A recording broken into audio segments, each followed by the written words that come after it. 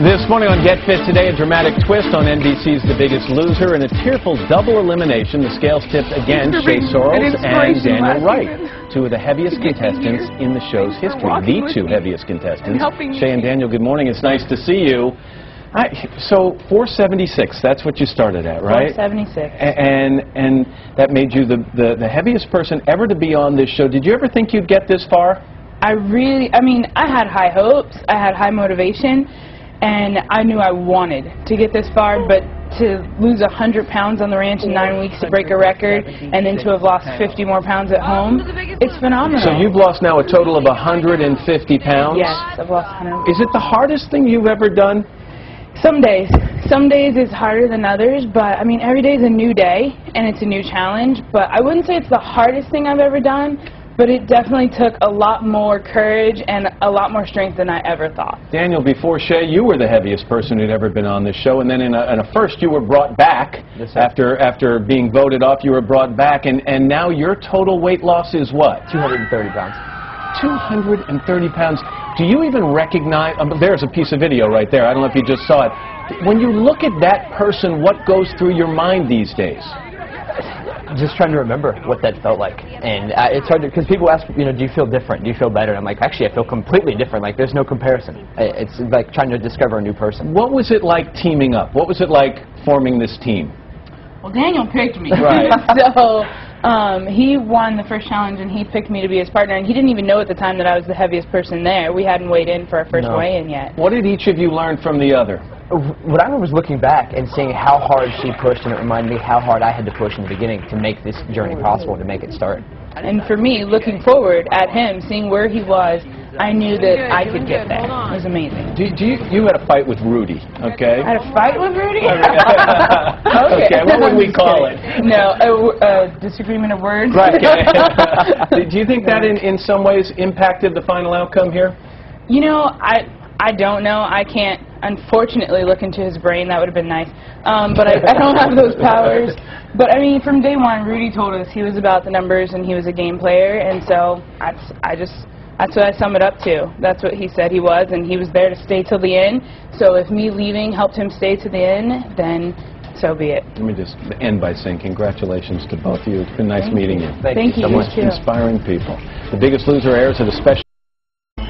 This morning on Today's Woman, Getting Your Best Body, America's Tough Love trainer Jillian Michaels from NBC's Biggest Loser is here to solve your fitness dilemmas. And by the way, we also know she's up for the task because she was just named America's Healthiest Body by Health Magazine. Jillian, good morning and congratulations. Oh, thank you. Yes, it's very funny. I aspire to be healthy, so I'm terribly flattered. Because once you weren't. No, I was an overweight kid and unhealthy, so it was through my journey with diet and exercise that I became empowered in my life. So that's what it's really about for me. And so even though we showed the videos of you yelling at people in The Biggest Loser, it's because you know what it takes to have people make a change in their life. And I think that we have some people who now have questions about changes they want to make in their life. We've got a video from Jessica in Chicago. Let's take a look. I'm a full-time working mom with little time to take care of myself, let alone worry about fitting into my favorite party dress. Do you have any quick and easy tips for keeping those extra pounds at bay during this upcoming holiday season? Thank you. Go ahead. It's really about redefining what the holidays mean. So they're not a license to binge. Obviously, it's a time where we should be celebrating life. And this is where, you don't get the pumpkin pie and the stuffing and the biscuit. Indulge appropriately with balance and make time while you're off of work to hit the gym. Take that New Year's resolution and start today. Incorporate some family fitness, make healthy swaps with your holiday meals. It doesn't have to be hard. It doesn't have to be complicated. Baby steps. Okay, baby steps are always good. Yes. All right, now we have a Skype question from Julie in Carmel, Indiana. Julie, what's your question? Hi, Jillian. I'm not gaining weight, but I've stopped losing. How do I move past a weight loss plateau? Weight loss plateaus are so easy. Let me tell you what it is. It's when people stop tracking their calories. So when you first begin a weight loss program and you dramatically change your eating habits, you're going to lose weight.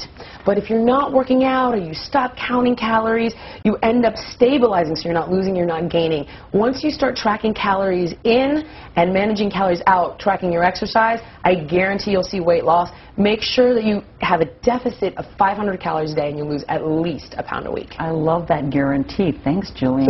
And thanks, by the way, Julie, for your question. We've got a question that came via email from Rosa in Utah. She says, "Hi, Jillian. My stomach is the hardest part to tone, especially after having a C-section. What are the best moves for six-pack abs?" She's aiming high. Good for her. I love that, though. With that said, six-pack abs are predominantly about diet.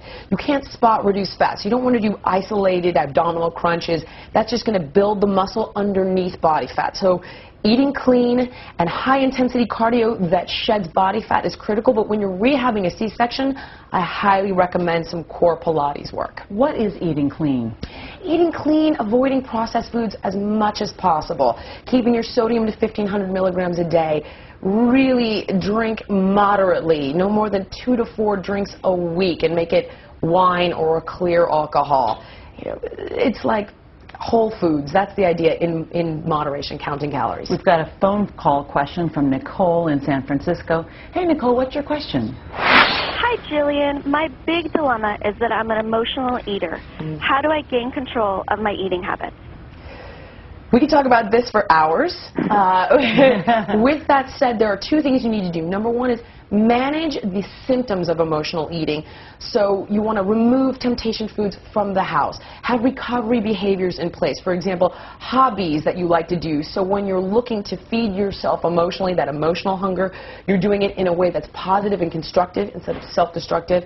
Have a friend that you call, a partner that you can reach out to for support, and then simultaneously work on the root of the issue. Consider counseling. Consider a support group, an online community, journaling, where you can explore the issues that are driving you to the fridge in the middle of the night. But sometimes if you're just upset, something happened, somebody made you sad, and your habit is just to go grab anything. It doesn't matter if it's chocolate. It could be anything. That sometimes defines what an emotional eater is. So what is the thing that they should go grab?